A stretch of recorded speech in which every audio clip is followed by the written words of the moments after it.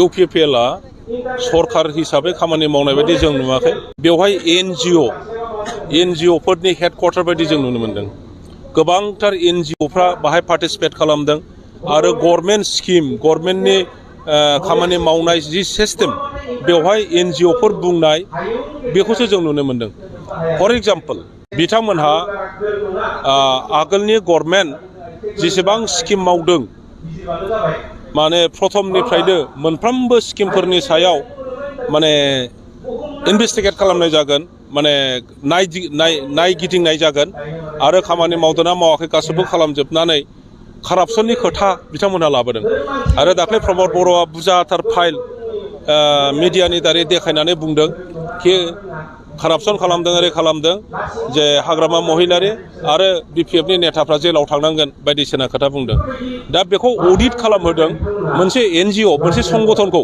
आं एनजिअ होननानै बुंबाय बेयो मोनसे संगठन निपक दिल्ली बेस दा बिथांमोनहा अडिट खालामनो हानायनि अधिकार गैया बेखौ अडिटर जेनेरेल एजि अफिसनिफ्रायसो एकाउन्टिं खालामनाय जायो अडिट खालामनाय जायो आसाम गभर्नमेन्टनिखौबो खालायो एखे एजियानो आरो बेनिफ्राय बिटिसिनिखौबो खालायो एजियानो बेल' मोनसेल' संगठन बे गभर्नमेन्टनि संगठन जायहा अडिट खालामनो हानाय क्षमता दङ भुल जादोंब्ला भुल बिथांमोनासो बुंगोन शुद्ध जादोंब्ला शुद्ध बिथांमोनासो बुंगोन खिन्थु प्रमद बर'आ दस्रा संगठनखौ जि अडिट खालामहोदों जोंथ' मिन्थिगौ जे 17-18 माबासिम बिडिअ माबासिम माने बाजेटसिम 17 आरो 18 सिमा एजिया अलरेडि क्लियार खालामखांबाय बिनि सायावबो जुदि बै डिपक'आ जुदि अडिट खालामबावदोंब्ला अब्ला बेयाव बुजिनानै लानाया मोजां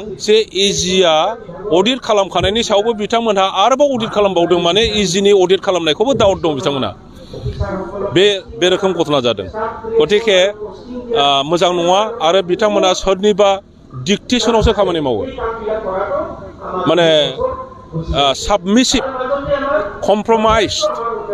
साबमिसिभलि बिथांमोना खामानि मावदों आरो सोरजोंबा कमप्रमाइज खालामदों गावसिनि सियारा गोमाजानो गिनानै कमप्रमाइज खालामनो खामानि मावदों दिनै नोंथांमोनहा मोनसे जिनिसखौ आरो नायबाव जे जोंहा टाउन एन्ड कान्ट्रि प्लेनिंआ जाहैबाय बिटिसिनि ट्रेन्सफार साबजेक्ट दा बेवहाय जोंहा सेक्रेटारि थायो बिटिसिनि सेक्रेटारियानो बियो बेङो आरो बेखौ नायनो थाखाय नमिनेटेड बा मोनसे समाव इलेक्टेड जाहैगोन चेयारमेन टाउन माबानि जा मिउनिसिपाल बर्डनि चेयारमेन थायो दा नमिनेटेड खिन्थु मोनसे समाव इलेक्टेड जाहैगोन दा गोदानै गभर्नमेन्टआ मोनसे पलिसि लादों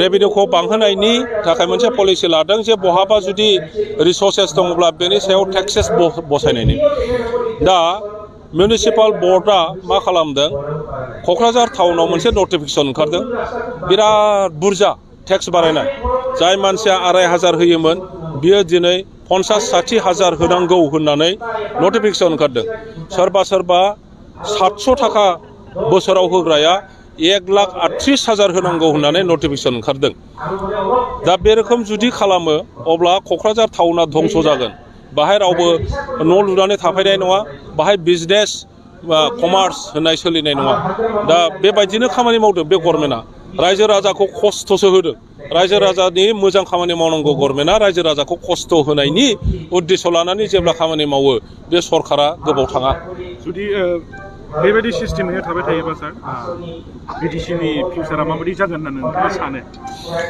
बिटिसिखौ दा धंस' खालामखाबाय नोंनो साख्रि होनो हानाय क्षमतायाबो गैला नोंनि गाव हारसिङैनो रेभिनिउ जेनेरेट खालामनो हानाय पावाराबो गैला नोंनो हरखानाय 40टा डिपार्टमेन्टनि गेजेराव आसोल डिपार्टमेन्ट नोंनि शिक्षा विभाग नोंनि फरेस्ट विभाग नोंनि हा विभाग नोंनि पिडब्लिउडि विभाग नोंनि कृषि विभाग बे मेन विभाग सरलथाखौ हरफिनखाबाय डिसिनो आरो बिथांमोनहा बुङो डिसिया जोंनि आन्दाराव फैबाय बे नंखाय डिसिया माब्लाबाबो बिटिसिनि सिङाव फैया बे मालाय डिसि आरो बिनि अनुस्थाना आसाम गभर्नमेन्टनि सिङाव थागोन बेनो क्षमता हरनाय माने बे स्टेट गभर्नमेन्टआव हरनाय जाबाय दा बे रोखोम जुदि कन्टिनिउ जायो अब्ला बिटिसिया बे राभा हासं टिवा काउन्सिल देउरि काउन्सिल बायदि स्टेट एक्टनि काउन्सिल बायदि जागोन आरो बेखौनो स्टेट गभर्नमेन्टनि बहुद बेक्तिया जोंखौ मोजां मोनै मानसिफ्रा बेखौनो सेस्था खालामबाय थादों।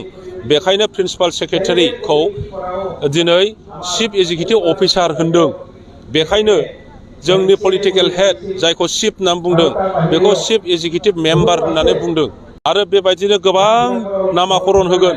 ओंखायनो बिटिसिनि जि मोनसे कन्टिगुवास जाहा बाउन्डारि दङ, सिमना दङ, बे सिमनाखौ सनितपुरथिं कयेकथा गामि सोनानै सेटेलाइट काउन्सिल बानायनानै जोंखौ दुरबल खालामफिनबावनो नागिरदों। दा बे षड़यन्त्र दङ। बेखौ बे नेताफ्रा बुजियाब्ला जोंनि बिटिसिया माब्लाबाबो आरो देरनाय नंला, बियो फिसासो जाहैगोन। इनकनफिडेन्ट होननानै सानो नामा सारा दा? क्वाइट इनकम्पिटेन्ट। बिथांमोनहा गोरों मानसिफोरनिबो साजेसन लाया। जोङो माब्लाबाबो गाज्रि एडभाइस खालामनाय नङा। जोंनि एडभाइसआ जाहैबाय बिटिसिनि इन्ट्रेस्टनि थाखाय। बिटिसिनि बिभिन्न जाति गस्थि जों जेसेबां दङ बयनिबो इन्ट्रेस्टनि थाखाय जों खोथाखौ बुंगोन। खिन्थु जोंखौ अपोजिसन मेगनजों नायनानै जों बुंनायखौ नेगेटिभ, सोरबा बुंनायखौ नेगेटिभ बे रोखोम लादों। दिनै गोरों गोरा मानसिनि अभाब गैया जोंनि समाजावबो। बिथांमोनखौ लाफानानै खामानि माव। साफ्रोमबो बर' अफिसारफोरखौ फैग्रों मोना बिथांमोना होखारजोबदों। साफ्रोमबो बर' इन्जिनियारफोरखौ बिथांमोना होखारजोबदों। दा बे रोखोम खालामनानै मा देश सालायनो? बे काउन्सिला बिटिसि काउन्सिला सोरनि थाखाय? बाहाय लिरनाय दङ जे BTC is created for the development of Bodo' language, Bodo' culture, Bodo' tradition etcetera etcetera. दा होमब्ला प्रायरिटिया बर'फ्रा आन्दलन खालामनानै रायजो दाबि खालामनायाव रायजो होआब्लानो 6 सिडुलखौ बानायनानै होदों। गतिके बे जायगायाव जुदि बर' अफिसार थादोंमोना, बर' अफिसारफोरखौ बिपिएफ मोखांजों नायनानै बिसोर बिपिएफसो बिसोरखौ नाङा होननानै होखारोब्ला सोर सालायगोन बेखौ? आरो बेखौनो सालायदों बिथांमोना गुबुन जायगानिफ्राय जाय मानसिफ्रा जोंनि जायगानि सम्पर्के मिन्थिया, जोंनि समाजनि सम्पर्के मिन्थिया, जाय मानसिफ्रा जोंखौ बारा मोजां मेगनजोंबो नायखाया, बेबायदि मानसिफोरखौ लाबोनानै खालामफैनायावथ' दिनै धंसनि सम्मुखीन जोङो जानांदों। कमिउनिटिनि आइडिय'लजिखौ नायनानै सारमोननि गेजेराव बा जोंनिनो मोननै दोलोनि गेजेराव इउनिटि जानायनि माबाफोर सिमांफोर दं नामा सारमोननि? इस्युआ जेब्ला पलिटिक्सआव मोनसे खोथा बुङो, पार्मानेन्ट सुथ्रु गैया, पार्मानेन्ट लोगोबो गैया। बे स्पिरिटजों जुदि खामानि मावनानै ज' जालायनो हायो जोबोद मोजां। दा एखे खोथाबो बुंदों जे राजनितिकआव बिदाबो गैया, फंबायबो गैया। गतिके जोङो जाथिनि खोथा सिन्था खालामब्लाबो, बिदा फंबाय सिन्था खालामब्लाबो, बेयो जेब्ला पलिटिकेल जाबाय, राजनिति नोजोरजों नायबाय, अब्ला जोङो माब्लाबाबो खौसे जानो हानाय नङा। बे राजनितिजों थांगोन, खिन्थु समाज निति दङ जोंहा जोंनि धर्म निति दङ। गतिके जोङो समाज निति, धर्म निति बायदिसिना नितिखौ लानानै आसार खान्थि बेफोरनि दारैहाय जोङो हारिखौ खौसे लाखिनायनि नोजोरजों जों खामानि मावनांगोन। आरो अदूर भबिष्यतआव राजनितियावबो खौसे लाबोफिननायनि जोङो खामानिखौ कन्टिनिउ खालामनांगोन। सार, कमिउनिटिनिफ्राय पलिटिक्सखौ देरसिन सानो नामा सार? मा होनदों? कमिउनिटिनिफ्राय पलिटिक्सखौ सारा देरसिन सानो नामा? कमिउनिटि गैयाब्ला राजनिति गैया। नोंनि राजनितिका माब्लाबाबो देरसिन जानो हाया। जायहा राजनितिखौनो प्रायरिटि होनानै खामानि मावगोन, कमिउनिटिखौ जुदि नायसननो रोङा, नोंनि खाथियाव रावबो गैयाब्ला नोंनि राजनितिका गैला। गतिके कमिउनिटिया फार्स्ट। जोंनाव बर' कमिउनिटि दङ, आदिबासि कमिउनिटि दङ, नेपालि कमिउनिटि दङ, Bihari community, Bangali community, Asamiya community, Rajbanshi community, Sutradhar community, बायदिसिना कमिउनिटि, मुस्लिम कमिउनिटि बयबो दंजोबो।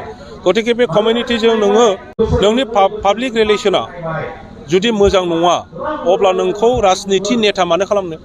नोङो राजनिति नेता बानायजालाब्ला नोंनि राजनिति गैला। गतिके कमिउनिटिनि थाखाय खामानि माव। कमिउनिटिनि थाखाय जायहा बांसिन मोजां सिन्था खालामगोन, राजनितिक भाबै बेखौ एम्पावार खालामगोन रायजो राजायानो, कमिउनिटियानो।